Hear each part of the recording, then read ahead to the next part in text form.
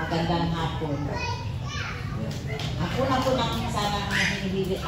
namin hinihiling, pangarap namin na makauwi na kami sa aming mga tahanan, na ligtas at mapayapa. Pangalawa,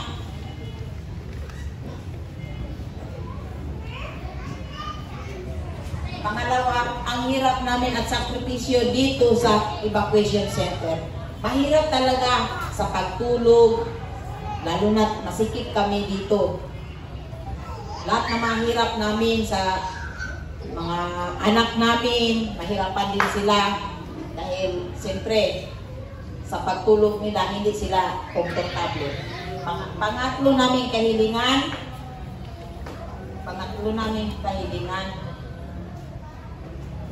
pangamba namin kung kami ay uuwi. Sana lahat ng mga opisyalis namin, magkaisa kayo. Tulungan ninyo kami para magiging payapa kami sa aming mga tahanan pag-uwi. Pang-apat,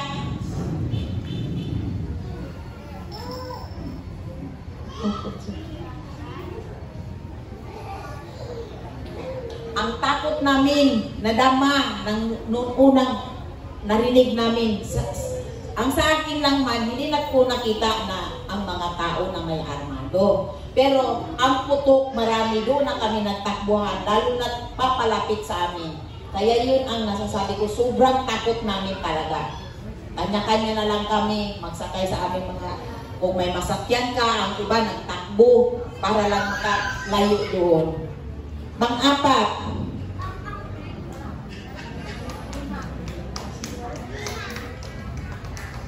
panawagan namin sa mga kinauukulan.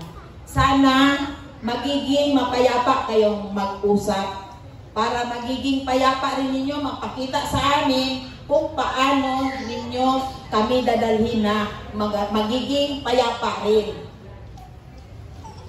At hinihiling din namin ang mga pinansyal na kailangan namin.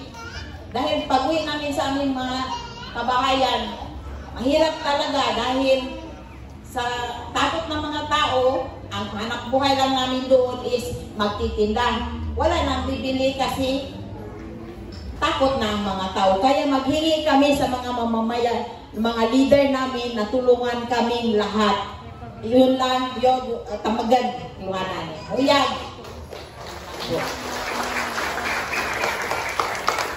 Maraming salamat, Ma'am Anita.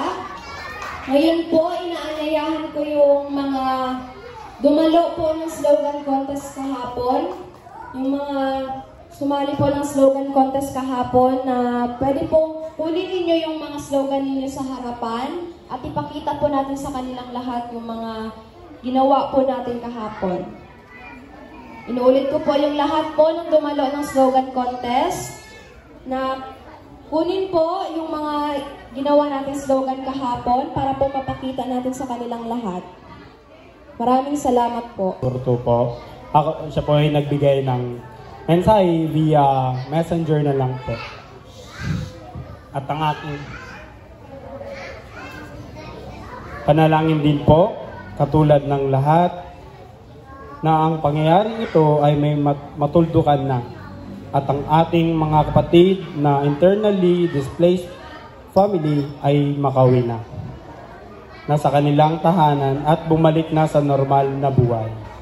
Lubos din kaming nagpapasalamat sa lahat ng tumulong sa mga kapatid na pansamantalang nanuluyan dito sa Parish Hall. Sa mga donasyon at volunteers mula sa pribado at publikong sektor at NGO, pagpalain po kayong lahat. Sana ay di kayo magsawa. At alam ko, pagod na din ang ating mga volunteers. Sana matapos na ito at sila ay makapagpahinga at makauwi na din. Sa muli, kami ay nagkakaisa sa inyong mga panalangin.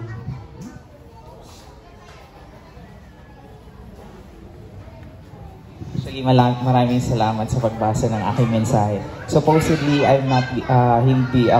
wala ako dito, but humabol na lang po ako. So, addition pa dito sa ating simbahan. Kaya pinapasalamatan natin ang lahat ng mga volunteers, mga leaders ng community at ating mga kabataan, pati na rin yung mga tumulong, lahat ng tumulong, lahat ng mga nag-donate po sa atin.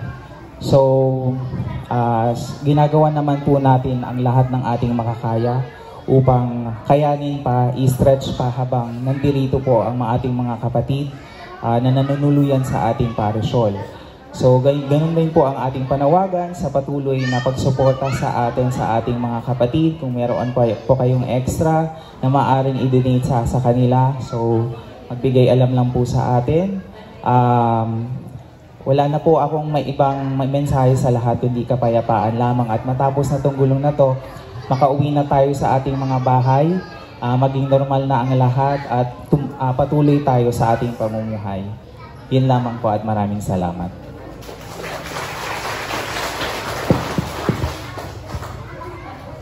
So, dito po nagtatapos ang ating programa.